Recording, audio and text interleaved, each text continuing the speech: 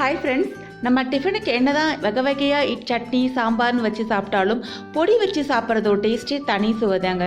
இந்த பொடிக்குன்னே சாப்பிடக்கூடிய பர்சன்ஸ் நிறைய பேர் இருப்பாங்க. எங்கள் வீட்லேயுமே அப்படி தான். பொடினா ரொம்ப ஸ்பெஷல்.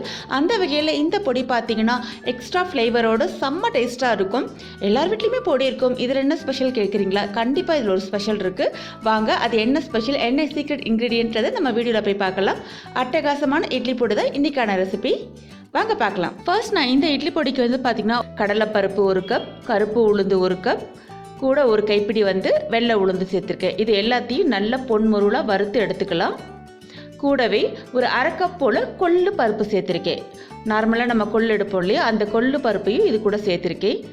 ஸோ கடலைப்பருப்பு, கருப்பு உளுந்து, கொள்ளு பருப்பு இதை நான் சேர்த்துருக்கேன். இது கூட வந்து ஒரு 1/4 கப் போல் பச்சை அரிசி எடுத்திருக்கேன். பச்சை அரிசியை நல்லா பொரியரிசியாக வறுத்து எடுத்துக்கணும்.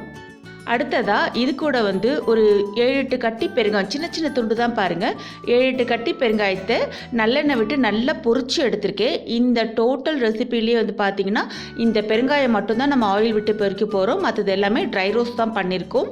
ஸோ இந்த 7-8 துண்டு கட்டி பெருங்காயத்தை பொரிச்சு எடுத்ததுக்கப்புறமா ஒரு 1/4 கப், நான் சொன்ன சீக்ரெட் இன்க்ரீடியன்ட் இது தாங்க, ஒரு 1/4 கப் போல் மல்லி விதை, தனியா, இதையும் நீங்கள் வறுத்து சேர்த்துக்கலாம். இந்த தனியா சேர்க்கலாமான்னா கண்டிப்பாக சேர்க்கலாங்க. அவ்வளோ ஒரு எக்ஸ்ட்ரா ஃப்ளேவர் இருக்கும். ஒரு வாட்டி இந்த மெத்தடில் ட்ரை பண்ணி பாருங்கள். அடுத்ததாக எல்லாத்தையுமே வந்து நம்ம எந்த கப்பில் அளந்தோமோ அதே கப்பில் தான் நான் மிளகாயும் மெஷர் பண்ணியிருக்கேன். என்னுடைய மிளகாய் நல்லா காரசாரமாக இருக்கும். அதனால் அவங்கவுங்க காரத்துக்கு ஏற்ற மாதிரி மிளகாயை கூட்டி குறைச்சி சேர்த்துக்கலாம். அதே கப்பில் 1 கப் போல் நான் வந்து மிளகாய் எடுத்திருக்கேன். இந்த மிளகாயை நம்ம வந்து ட்ரை ரோஸ்ட் பண்ணி இது கூட ஆட் பண்ணிக்கலாம். இந்த பொடிக்கு நல்ல ஒரு கலர் கொடுக்கறதுக்காகவே கூடவே ஒரு 5-6 காஷ்மீரி சில்லி மிளகாய்ன்னு சொல்லுவாங்க இல்லையா, பேடகி சில்லி மிளகாய்ன்னு சொல்லுவாங்க, அதையும் நான் சேர்த்துருக்கேன். இது ஜஸ்ட்டு கலருக்காக தான், காரமெல்லாம் இதில் ரொம்ப இருக்காது. எதுக்காகனா இந்த பொடி நல்ல கலராக இருக்கும், அதுக்காக தான். அடுத்ததாக ஒரு கைப்பிடி போல் பூண்டை எடுத்திருக்கேன். இந்த பூண்டை வந்து தோலோடு நல்லா அதோட மாய்ஸ்சர் கண்டென்ட் ஃபுல்லாக எவாப்ரேட் ஆகிற அளவுக்கு நல்லா வறுத்து எடுத்துக்கலாம். எல்லாமே ட்ரை ரோஸ்ட் தாங்க. அடுத்ததாக முக்கியமான இன்க்ரீடியன்ட், நல்ல ஒரு 2-3 கைப்பிடி போல் கருவேப்பிலை எடுத்திருக்கேன். இந்த கருவேப்பிலை பார்த்திங்கன்னா பொதுவாக நம்ம சமையலில் சேர்க்கும் போது எல்லோரும் எடுத்து வச்சுருவாங்க, இதை ரொம்ப எடுத்துக்க மாட்டாங்க. பட் இதோட பெனிஃபிட் எவ்வளோன்னு சொல்லிட்டு எல்லாருக்குமே தெரியும் இல்லையா. அதனால் கண்டிப்பாக இந்த கருவேப்பிலை எவ்வளோக்குள்ள நம்ம சேர்த்துக்கிறோமோ அவ்வளோக்குள்ள நம்ம ஹெல்த்துக்கும் நல்லது. பொடிக்கும் பார்த்திங்கன்னா நல்ல ஒரு எக்ஸ்ட்ராடனரி ஃப்ளேவர் கொடுக்கும், டேஸ்ட்டும் சூப்பராக இருக்கும்.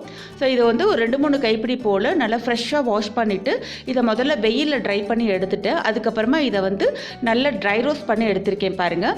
அதாவது இந்த இலைகள் வந்து இப்படி நொறுக்கணும்னா நல்லா நொறுங்கிடணும், பொடிச்சு வரா மாதிரி பொடியாக இருக்கணும்.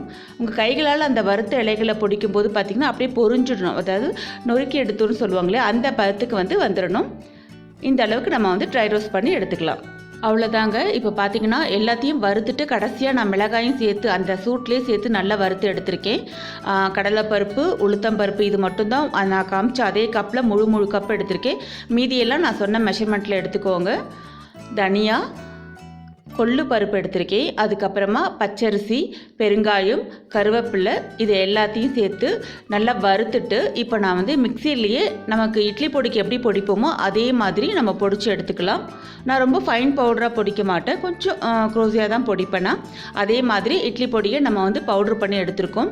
பாருங்கள் எவ்வளோ சூப்பராக இருக்குது பாருங்கள். அன்றைக்கி நான் பவுட்ரு பண்ணும்போதே வீடே மணத்துச்சு, அவ்வளோ அருமையாக இருந்துச்சு. அவ்வளோ எக்ஸ்ட்ராடனரி ஃப்ளேவர் தாங்க சொல்லணும்.